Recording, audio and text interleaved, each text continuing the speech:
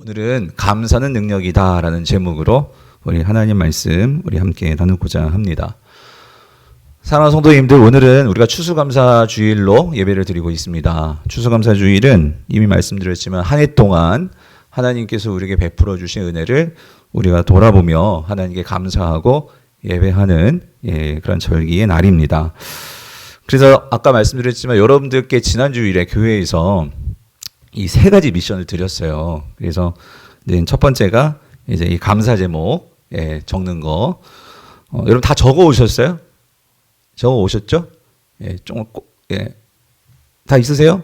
네, 여러분 꼭 여러분 내주시길 바래요. 그래서 혹 오늘 못 적어 오셨으면 이번 주 금요일까지는 여러분들이 꼭 각 가정마다 감사 제목을 여러분들이 같이 나눌 수 있도록 보내주시면 저희가 책자를 만들어서 우리가 함께 서로 이 가정에 이런 감사가 있었구나 함께 나누면서, 그래서 감사는 함께 나누면 더 은혜가 배가 될 줄 믿습니다. 그래서 여러분들이 꼭 같이 함께 나눌 수 있게 되기를 바라고, 두 번째 미션이 뭔지 아세요? 뭐였죠? 그렇게 하나님께서 주신 감사를 이제 흘려보내는 거. 그래서 여러분들이 누군가에게 작은 실천을 통해서 그런 일을 하기로 했는데 하셨어요? 그래서 저희도 이게 저희 집 앞에 바구니에다가 이렇게 택배 기사님들 가져가시라고 이렇게 간식을 놔뒀었는데 다 가져가셨더라고. 그래서 보면서 참 이렇게 기쁘고 좋았는데요. 아마 여러분들도 어떤 나눔, 어떤 실천하셨는지 참 궁금합니다. 그런 은혜가 있다면 좀 나눴으면 좋겠고, 그리고 마지막 미션은요, 뭐였죠? 이 추수감사절 오행시 짓는 거. 그래서 여러분들이 또 우리 성도님들 이 또 유머와 위트, 재치 그런 것들을 또 잘 발휘하실 수 있을 거라 믿어요. 그래서 여러분들이 보내주시면 다음 주일에 우리 교육자들도 잘 뽑아서 또 장원 그렇게 뽑아서 또 발표하도록 하겠는데요. 여러분들 꼭 좀 이렇게 함께 이 감사를 우리가 같이 나누자 하는 뜻에서 한 것입니다. 여러분들이 같이 참여했으면 좋겠습니다. 자, 그래서 1998년에 여러분 미국 듀크 대학병원에서 아주 특별한 실험 발표를 했어요. 그래서 오랫동안 한 조사를 시간을 두고 했는데, 뭐냐면 매일 이 감사 일기를 쓰면서 감사하는 생활을 한 사람과 그냥 그렇지 않은 사람, 그냥 사는 사람들, 이런 사람들을 실험군으로 두고 평균 수명을 조사를 했다고 해요. 그랬는데 놀라운 결과가 나왔는데, 뭐냐면 그러니까 매일 감사하며 산 사람들이요 평균 7년을 더 오래 살았대요. 그냥 이렇게 감사 없이 사는 사람들하고 비교할 때.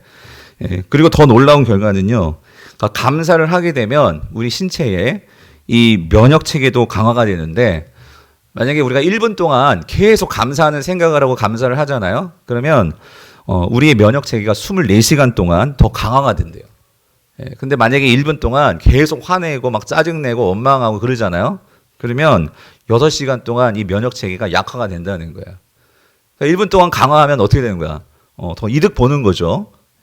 그래서 그러니까 한마디로 감사는 그러니까 인간의 삶에 분명한 것은 질을 달라지게 만들고 건강하게 만드는 능력이다 하는 이런 결과를 의학적으로 발표한 그런 데이터가 있습니다.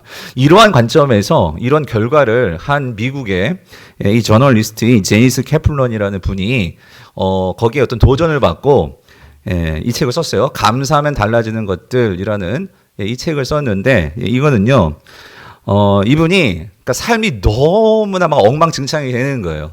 바쁘게 살다 보니까 모든 일들이 막 꼬여가고 엉망진창이 되고, 근데 제일 심각했던 것은 부부관계가 너무 안 좋아지는 거예요. 그러면서 이러면 안 되겠다, 이러다가는 내 삶에 뭔가 큰일이 나겠다 싶어가지고 결단을 하고, 이분이 새롭게 뭔가를 1년 동안 작정하고 한 일이 뭐냐면 바로 이거였어요. 감사일기를 쓰는 거. 감사일기를 쓰면서 그러면 1년 동안 한번 내 삶이 어떻게 변화되는지 한번 보자 해가지고 그 1년 동안의 기록이 바로 이 책이에요. 그 1년 동안 어떤 변화가 있었고, 그리고 그것을 통해서 깨달은 바를 적은 책인데, 여러분 꼭 한번 여러분 추천드립니다. 재미있고 많은 이야기들이 있는데, 이 책에서 이제 1년 동안 어떤 변화가 있었는지를 말해주는데요. 첫 번째는 남편하고 다시 사랑하게 되었다, 그 소리예요. 그래서 남편과의 사랑의 관계가 회복이 되었고, 그리고 또 한 가지는 이 돈을 대하는 태도가 자기가 바뀌었다는 거예요. 그러니까 이전에는 돈을 대하는 태도가 그러니까 모든 것을 돈으로 평가하고 그리고 돈이 제일 된 가치였는데 이게 감사하면서 돈보다 더 큰 가치를 보게 되면서 돈은 단지 실용적인 가치일 뿐이다 하는 것을 깨닫게 되었다는 거예요.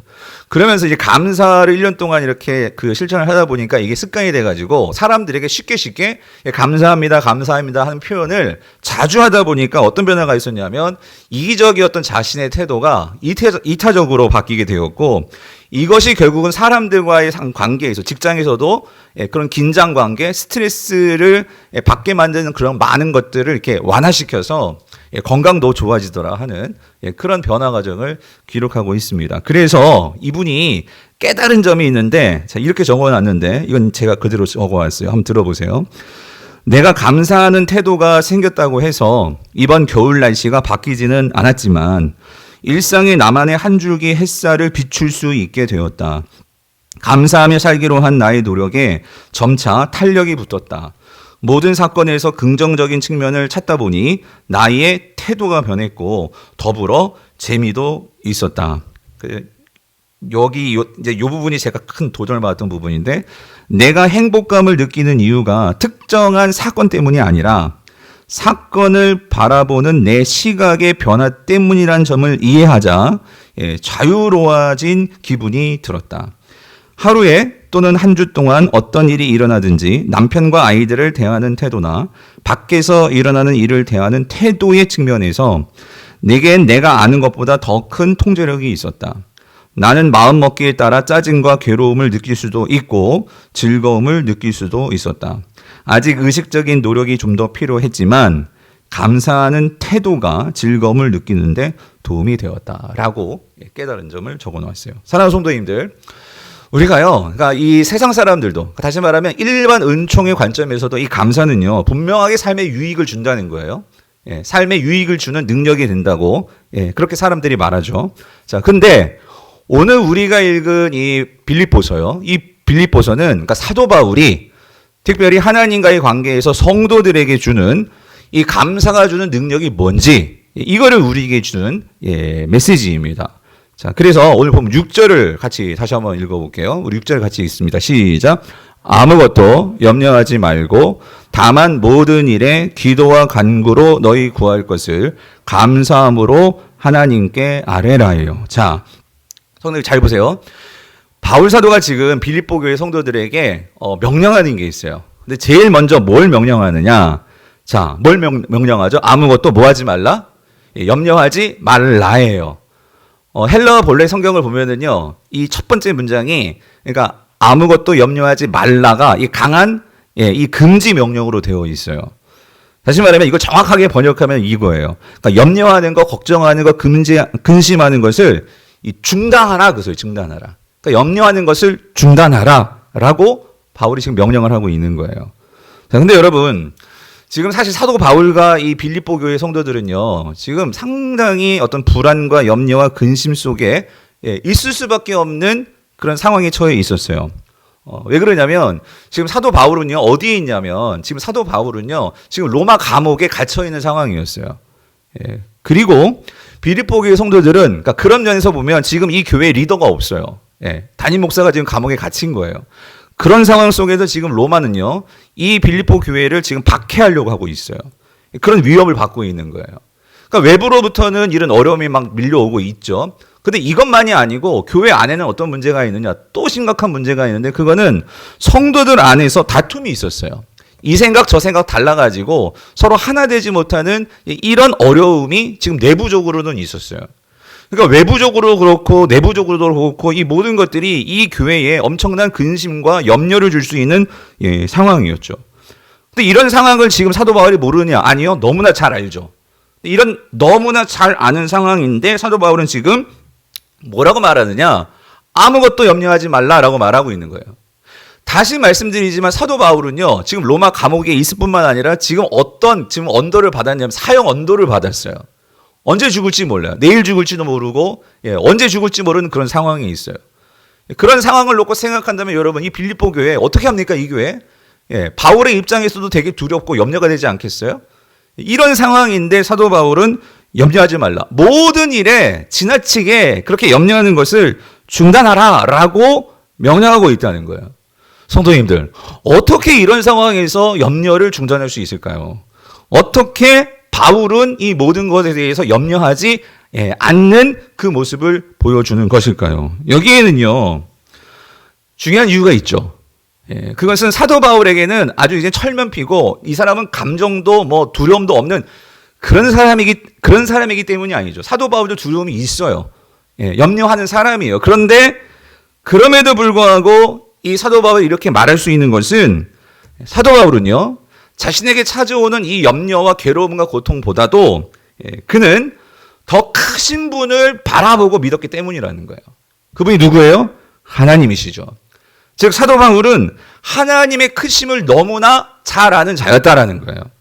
그러므로 하나님을 아는 자였기 때문에 내 마음이 염려로 흘러가고 사로잡히는 것을 어때요?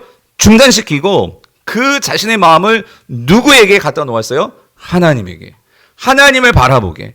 하나님을 향해서 그는 그의 마음을 두었다라는 거예요.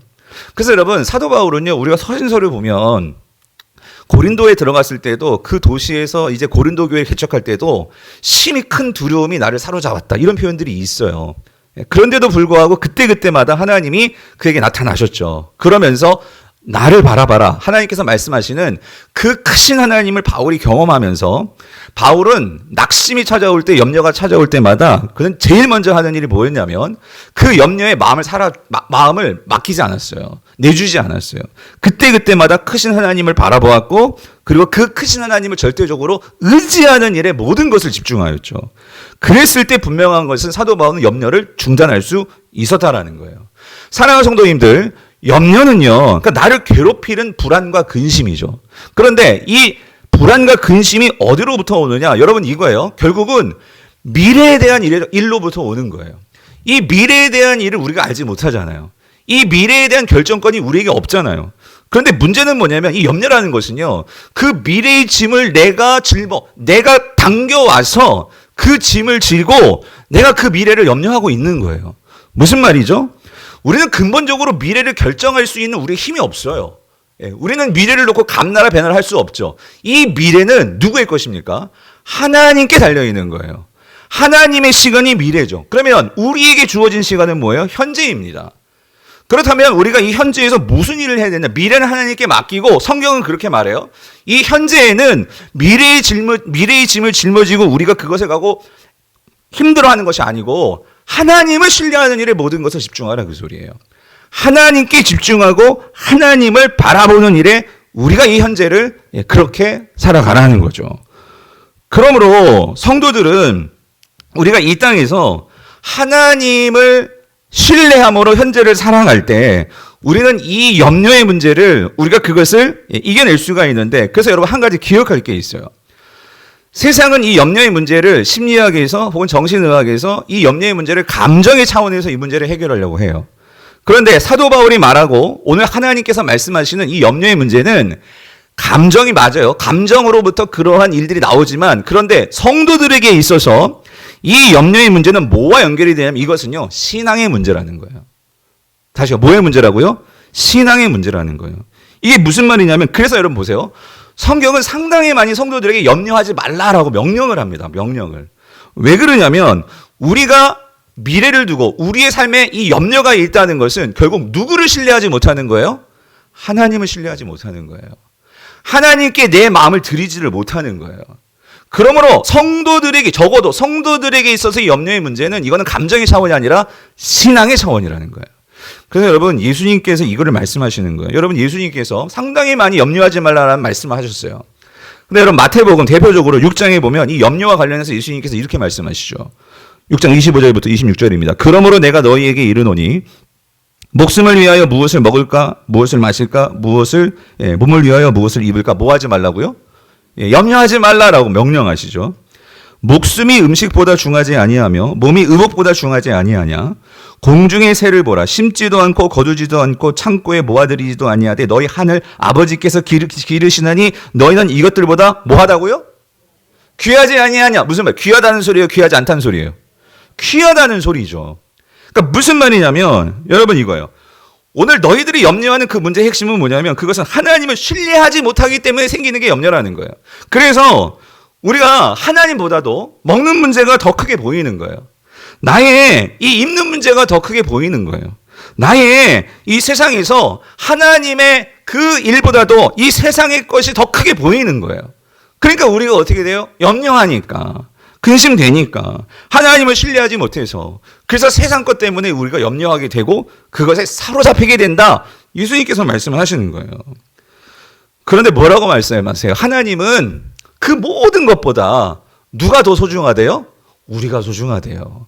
왜 그렇습니까? 오늘 저와 여러분들은 하나님의 형상으로 지어진 하나님의 자녀들이잖아요. 그래서 아버지라고 말씀하시잖아요.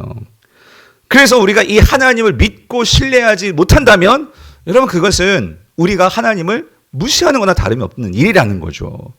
그래서 여러분 예수님이 마지막 마태복음 6장 34절에서 이렇게 결론을 내리십니다. 이거 같이 읽어볼게요. 시작. 그러므로 내일을 위하여 염려하지 말라. 내일 일은 내일이 염려할 것이요 한날의 괴로움은 그날의 족하니라요. 자, 질문. 여러분 여기서 내일 일을 위하여 염려하지 말라 그랬죠. 그런데 이거 내일 일은 내일이 염려할 것이요. 이게 무슨 말이죠? 내일 일은 내일이 염려할 것이요. 이게 무슨 말입니까? 앞에서 말씀드렸잖아요. 내일이라는 시간은 누구에게 달려 있는 거예요? 하나님께 달려 있는 거예요. 그러니까 내일에 대해서는 그렇게 염려하지 말고 그건 누구한테 맡기라고요? 하나님께 맡기고 한날 괴로움은 그날로 족하니라. 이 말은 뭐냐면 다시 말하면 오늘 우리는요. 그 무엇보다도 내일 일을 염려할 것이 아니라 오늘 이 시간 그 괴로움을 가지고 우리는 뭐 하는 거예요? 누구를 신뢰하려고? 하나님을 신뢰하려고 그거에 집중하라 그 소리란 말이죠. 예수님의 말씀입니다. 그러면 사랑하는 성도님들 지금 여러분께 묻습니다. 여러분 지금 삶에 염려되는 문제 있으십니까?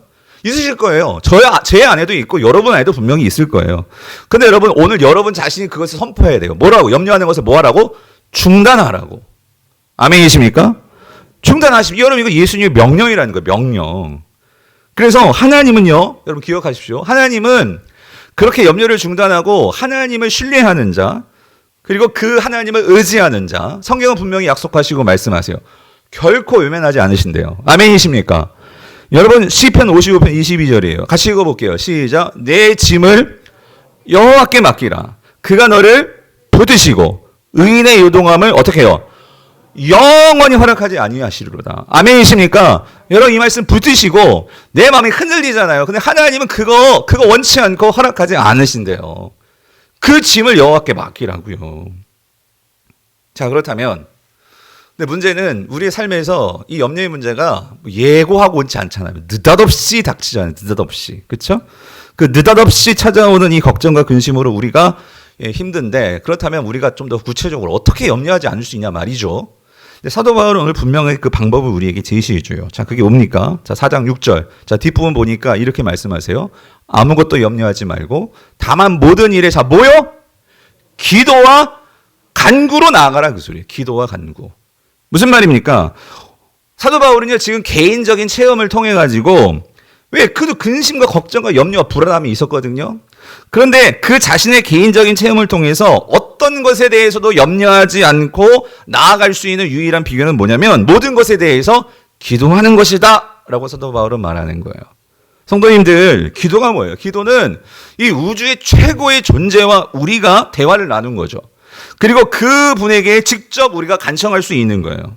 자, 그게 기도인데, 근데 여기서 한 가지, 그냥 기도가 아니라 지금 사도 바울은요, 이 염려 문제에 포커스를 맞춰서 이걸 어떻게 해결할 것인가, 여기에 대해서 사도 바울은 지금 너무나 큰 어려움 속에 있는 이 빌립보 교회 성도들에게 뭔가 해결책을 줘야 하는 그런 사명이 있어요.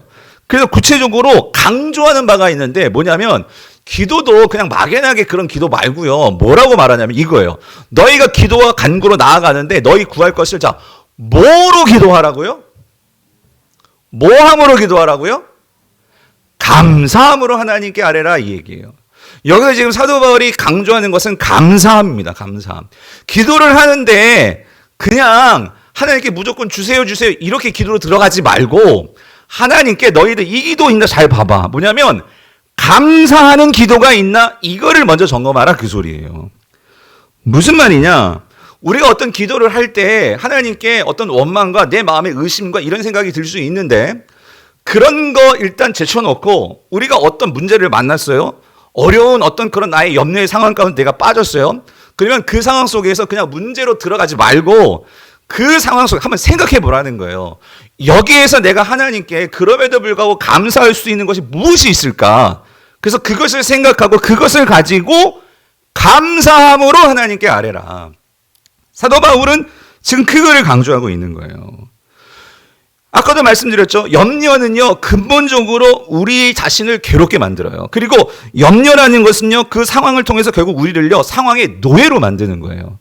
근데 감사라는 건 뭐냐면요, 그 자체가 감사는요, 우리를 어디로 이끄냐면요, 하나님 속으로 이끄는 거예요. 하나님을 바라보기 집중하게 만드는 거예요.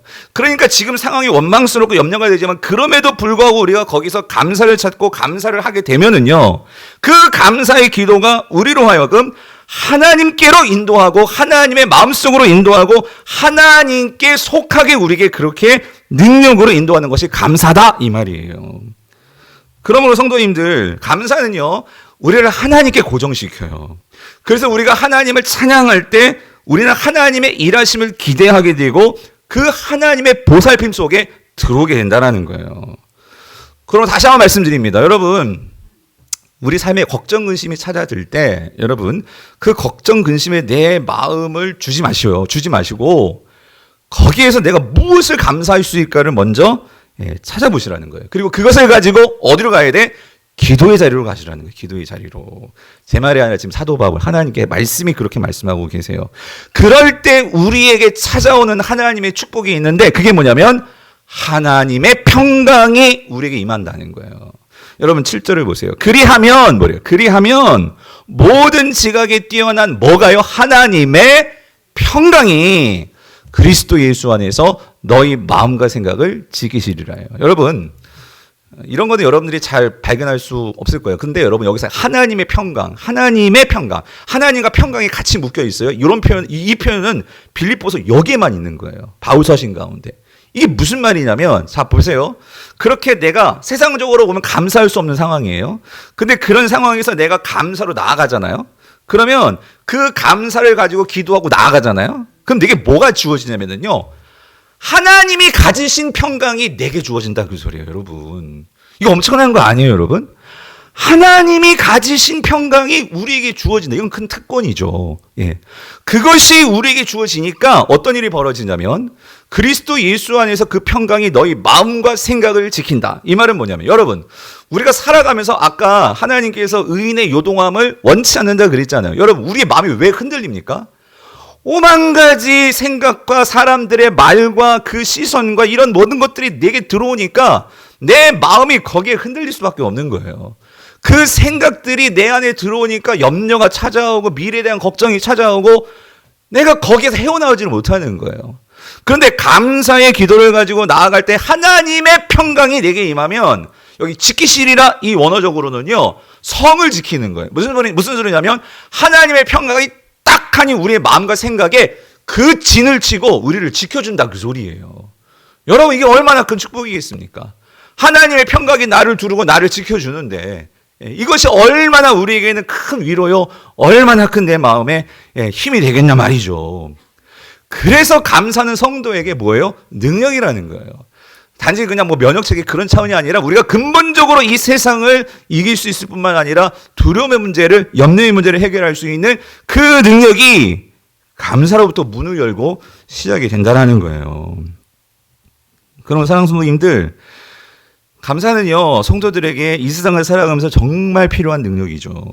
원망하는 마음으로 기도할 수도 있겠지만 오늘 사도 바울은 그거보다도 앞서서 감사로 먼저 나아가 봐라. 그래서 성도는요 적극적으로 감사해야 된다 그죠. 적극적으로 의지적으로 감사할 수 있어야 한다 이 소리예요. 우리의 삶의 문제와 고민거리, 어려움들이 찾아올 때 여러분 우리는요 그러니까 무엇으로 내가 하나님께 감사할 수 있을까? 여러분 이거를 성도는 의식적으로 생각하고 하나님께 나아가서 감사로 기도를 해야 한다는 거예요. 그래서 목사님 그러면 난 감사할 제목이 없을 것 같아요. 여러분 세상 사람들도 막 감사 일기를 쓰고 감사의 제목을 찾는데 근데 성도는요, 아무리 기가 막힌 상황에 우리가 처한다 할지라도, 아무리 정말로 이 상황에서는 도저히 감사할 수 없을 것 같아요. 그런 상황에 처한다 하더라도 성도는요, 감사할 수 있는 이유가 있는 자입니다. 왜 그렇습니까? 오늘 우리는요, 하나님께서 저와 여러분을, 우리는 누구나 다 근본적으로 하나님의 진노와 그 하나님의 심판을 받을 존재들이었어요. 그런데 우리는 그런 죄된 존재들이었는데 하나님께서 우리를 버리시지 아니하시고 우리를 사랑하셔서 하나밖에 없는 그 아들 예수 그리스도를 저와 여러분들을 위해서 내어주셨잖아요. 그러므로 그를 믿는 자는 결코 멸망하지 않고 영생을 누리고 하나님의 자녀가 되고 하나님의 유업을 우리가 이어받을 수 있는 축복이 우리에게 주어졌잖아요. 여러분 아멘이십니까? 사도 바울은 아무리 기가 막힌 상황에 처한다 할지라도 이거를 붙들고 감사했다 그 소리예요. 여러분 로마서 8장 35절 37절 뭐라고 말씀하십니까? 누가 우리를 그리스도의 사랑에서 끊으리요? 환난이나 공고나 박해나 기근이나 적시나 위험이나 칼이랴 기록된 바 우리가 종일 주를 위하여 죽임을 당하게 되며 도살당할 양같이 그렇게 함부로 취급받고 함부로 내가 정말로 세상에서 그렇게 고통받고 무시당하고 한다 할지라도 37절 그러나 이 모든 일에 우리를 뭐 하시는 이로 말미암아? 뭐 하시는 이로 말미암아? 사랑하시는 이로 말미암아 우리가 넉넉히 어떻게 한다고요? 이기느니라. 여러분 감사할 이유가 있어야 되는데 여러분 그 어떤 것보다 그 감사의 이유는요, 하나님이 여러분을 선택하셨다라는 거예요. 아멘이십니까? 하나님이 나를 사랑하신다는 거예요. 하나님께서 내 미래를 책임지시고 계신다는 거예요. 이거를 바라보면서 어떤 상황이든지 그것을 가지고 힘들어도 가슴 아파도 우리는 감사의 자리로 나가야 한다는 거예요. 그럴 때 우리에게 하나님의 평강이 저와 여러분과 가정과 이 교회를 지키실 줄 믿습니다. 그럴 때 염려하지 않게 된다 그 소리죠. 그러므로 여러분 상황에 휘둘리는 것은 우리가 상황에 휘둘리잖아요. 사람들에게 휘둘리잖아요. 그것은 내가 감사가 없기 때문이에요. 하나님을 향한 감사의 기도가 없기 때문이라고요. 감사의 기도를 통해서 우리가 하나님을 찬양할 때 여러분 성도에게는요 힘이 주어집니다. 예. 그러므로 우리의 삶에서 여러분 꼭 기억하세요. 감사는요, 이렇게 추수감사 때만 감사하는 게 감사가 아니란 말이에요. 예. 그래서 아까 그 제가 서두에서 소개해드린 그 책 감사일기. 그래서 여러분 내년에 어떤 계획들을 가지고 계세요? 그래서 저는 그런 생각을 좀 해봤는데, 그러니까 지금 우리가 사실 여러분 5개 써봐라 해도 안 쓴 분 많을 거예요 분명히. 바쁘다는 핑계로. 예. 근데 내년에 정말 이런 분들이 있었으면 좋겠어요. 저도 그렇게 해보려고 해요. 지금 뭐냐면은 그 감사 일기를 계속 쓰셔가지고 추수감사를 때 이 감사 일기장을 하나님께 올려드리면 그게 얼마나 큰 하나님께 예? 영광이 될까. 예? 우리가 성경 필사하는 것도 의미가 있지만 여러분이 내년 1월 딱 시작하면서부터 내가 감사 일기를 쓰겠다 해서 하나님께 이거 감사합니다 해가지고 그거를 다 기록해놔가지고 이 추수감사 줄 때 그걸 하나님께 딱 올려드릴 때 예. 그러니까 예전에는 모르겠어요. 그러니까 막 여기다 과일도 막 올려놓고 보니까 어떤 교회들 막 하더라고. 근데 그것도 의미가 있는데 그거보다도 저는 예, 그냥 장식하는 과일은 무슨 의미가 있겠어요. 그게 아니라 우리의 감사들을 여기 다 이렇게 올려놓으면 그게 얼마나 큰 의미가 있을까. 예? 여러분. 예, 그래서 여러분 한번 좀 이렇게 도전 받으신 분들은 한번 해보셨으면 좋겠어요. 예쁜 노트 하나 사셔가지고, 예? 그냥 이렇게 싸구려 노트 하면 안 돼. 그러니까 좋은 노트 하나 사셔가지고, 예, 거기다가 이렇게 기록하시면서 날짜 적고, 예, 저도 할 거니까 여러분 꼭 한번 그걸 해보셨으면 좋겠어요. 자, 감사는 그래서 제가 하고 싶은 얘기는 이거야. 이례적인 것이 아니고요. 예, 감사는 지속돼야 된다 그 소리죠. 그래서 여러분 기도할 때 항상 감사하고 기도를 시작할 수 있도록 여러분들이 꼭 그냥 하나님 감사합니다 이렇게 그냥 그냥 그렇게 뭉뚱그려서 말고 구체적으로 하나님 내가 오늘 이런 일 정말 감사하고 이렇게 해서 감사하고 그거를 쫙 하나님께 먼저 감사를 올려드리고 그리고 나서 또 우리가 구할 거 기도하고 그렇게 기도해 보시라 그 소리죠. 그 이찬수 목사님이 쓰신 설교집인데 이 감사라는 책이 있어요. 거기에 이제 그 분당 우리 성도인 것 같아요. 거기에 그 책을 보면 아내가 이 루푸스 병에 걸린 이 부부 이야기인데 젊은 신혼부부 이야기인데 그러니까 이 결혼을 앞두고 얼마 전에 이제 이 자매가 그러니까 루푸스 병에 걸린 것을 이 형제가 알게 된 거예요. 그래가지고 여러분 루푸스 병이 뭔지 아세요? 이 루푸스병이 뭐냐면은 우리 몸에 면역 체계가 있잖아요. 그 면역 체계는 바깥에서 어떤 바이러스나 해로운 것이 들어오면 우리 몸의 면역 체계가 그거 싸워가지고 그거를 물리치고 그렇게 하는 게 면역 체계잖아요. 근데 얘네들이 내 몸에 있는 면역 체계가 아군과 적군을 식별을 못해. 그러니까 내 몸을 공격을 하는 거예요. 그러니까 심장을 공격하면 심장이 이제 작동이 안 되고 망가지게 되는 거고, 눈을 공격하면 이제 실명을 하게 되는 거고, 이런 게 루푸스병이라는 거야. 면역 체계가 제대로 안 돌아가는 거지. 그러니까 이 병이 심각해서 어디가 언제 망가질지 모르는 거예요. 그러니까 한마디로 시한폭탄 그런 삶을 사는 거죠. 가지고. 근데 치료약이 없다는 거지. 아직까지 원인도 모르고 이런 병인 거예요. 그러니 이 자매도 그걸 알게 되었는데 결혼을 앞두고 이게 얼마나 정말 정말 기가 막힌 일이에요. 그런데 이 형제도 마찬가지. 이 결혼을 앞두고 결혼해야 돼요, 말아야 돼요. 여러분 어떻게 해야 돼요? 아직 결혼 안 했으니까. 그래가지고 이 자매는 이 형제에게 내가 당신하고 결혼할 수 없다. 당신 내가 미래도 내가 어떻게 이렇게 힘든 삶을 살 수 있도록 내가 어떻게 그것을 그렇게 하겠냐 해가지고 극구 결혼을 반대했는데, 근데 이 형제가 정말 어떤 마음인지 진짜 이 자매를 정말 사랑한 건지 아무튼 사랑했겠죠. 그래서 계속해서 프로포즈를 해가지고 극구 반대하는데도, 근데 결국은 이 자매가 그 진심을 결국은 받아서 결혼을 한 거예요. 아니나 다를까 결혼을 했는데 몸이 더 좋아지면 좋겠는데 하나님께서 기적적으로 고쳐주시면 얼마나 좋겠어요? 그게 아니라 결혼하자마자 이제 5개월 지나가지고 진짜 중환자실에 들어가게 된 거예요. 중환자실에 들어가고 계속 병원 나왔다 들어갔다 하면서 그런 삶을 살게 된 거예요. 그런 삶을 살다가 이 형제가 이제 그 목사님께 편지를 보냈어요. 이메일 편지. 그 책의 내용에 그 내용이 나오는데 한번 여러분 들어보세요. 1년에 여러 차례의 입원과 퇴원의 반복, 퇴근 후 병원 의자에서 쪽잠, 2번의 유산으로 아이를 양육하는 행복과 기쁨은 아직 모르는 부부, 풍요롭거나 넉넉함과는 거리가 먼, 돈이 생겨도 부채 때문에 만져보지도 못하고 사라지는 유리통장, 힘들어도 가장의 무게로 지쳐도 누구에게 쉽게 내색하거나 표현하지 못하는 남편의 삶. 아마 세상 사람들의 눈으로 바라보았을 때는 내가 참 한심하고 불쌍한 사람으로 보일 것입니다. 그렇지만 믿음의 눈으로 바라보면 이렇게 감사한 일로 바뀝니다. 루푸스라는 희귀성 난치병을 가진 자매를 부부로 맺어주셔서 나 자신이 먼저가 아니라 자신을 먼저 배려할 수 있는 마음을 주심에 감사합니다. 병이 더 악화되기 전에 입원으로 예방해 주심에 감사드리고, 또한 회복되어 퇴원할 수 있게 해주셔서 감사드립니다. 유아부 아이들과 자녀들이 많은 순모임을 허락해 주셔서 한두 명이 아닌 수십 명의 아이들과 함께하는 기쁨과 행복을 주심에 감사드리고, 넉넉하지는 않지만 주일 헌금과 11조를 드릴 수 있는 기쁨을 주심에 감사드립니다. 가장의 무게와 삶의 힘든 부분들을 순모임에서 나누고 함께 울고 위로받음으로 치유의 은사를 주심에 감사드립니다. 내가 현재 상황을 어떻게 보느냐의 시각에 따라 감사한 일들이 매 순간 넘쳐나는 걸 느끼면서 하나님이 주신 감사가 이렇게 많음에 놀라게 됩니다. 여러분. 그러니까 여러분 참 보면은요 그래요. 우리가 어떤 문제에 꽂히잖아요. 그러면 상당히 내 삶에 많은 감사가 있는데 그게 보여요, 안 보여요? 안 보인다는 거예요. 안 보인다는 거예요.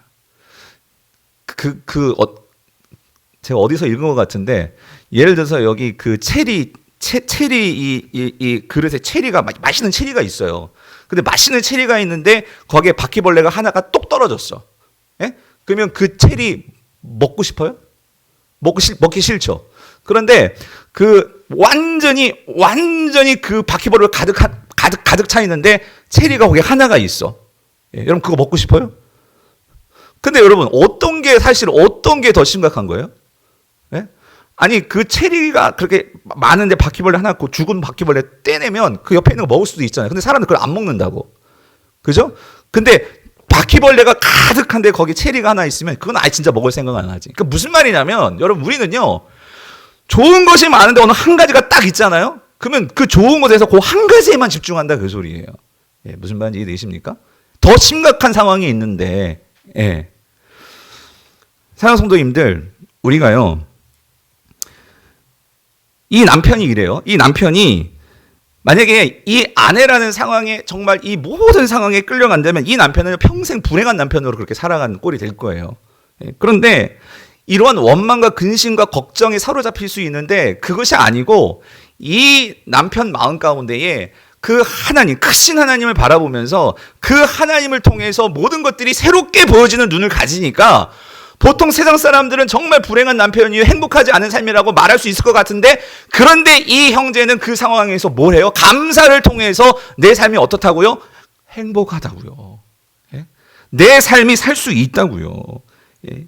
무슨 말입니까? 오히려 이러한 자매지만, 이러한 힘든 삶이지만 그 하나님을 통해서 감사가 있게 될 때 내 삶에 뭐가 생기죠? 의미가 생기는 거예요. 의미가. 삶에 의미가 생기고 그 의미를 통해서 전혀 기쁨과 행복이 없을 것 같은데 생각하지 못했던 삶에서 소소한 행복들이 생겨나게 되더라는 거예요.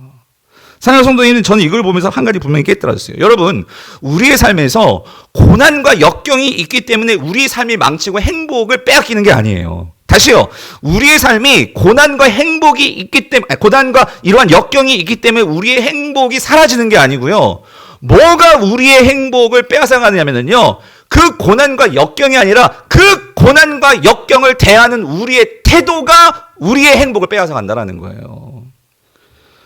하나님은 그거를 말씀하시는 거예요. 여러분, 우리가 살아가면서 인생은 모든 이 세상은 아직까지 죄가 관영하기 때문에 여러분, 고난과 역경은 이 죄의 결과예요. 예. 이 문제가 해결돼도 인생은요, 주님 앞에 서는 그날까지 우리는 이 인생에서 그래서 나그네로 살아야 되는 거고, 이 세상에서 정착하러 살려고 하면 우리는 이 세상의 문제에 사로잡힐 수밖에 없어요. 그래서 하나님께서 우리에게 가르쳐 주시려는 진짜 우리가 행복하고 우리가 진짜 풍요로운 삶을 사는 방법은요, 하나님, 크신 하나님을 통해서 우리의 삶에 감사가 넘칠 때, 감사가 있을 때 우리는 삶의 곳곳에서 행복을 보게 되고 기쁨을 찾게 되고 우리의 삶이 세상 삶과 다른 은혜가 있는 삶을 살게 된다는 거죠. 성도님들, 우리는 살면서 우리도 몸이 망가집니다. 자녀를 잃게 되고요. 직장에서 불공평하게 쫓겨날 수도 있어요. 비극적인 일들을 우리가 무슨 수로 막아낼 수 있겠습니까?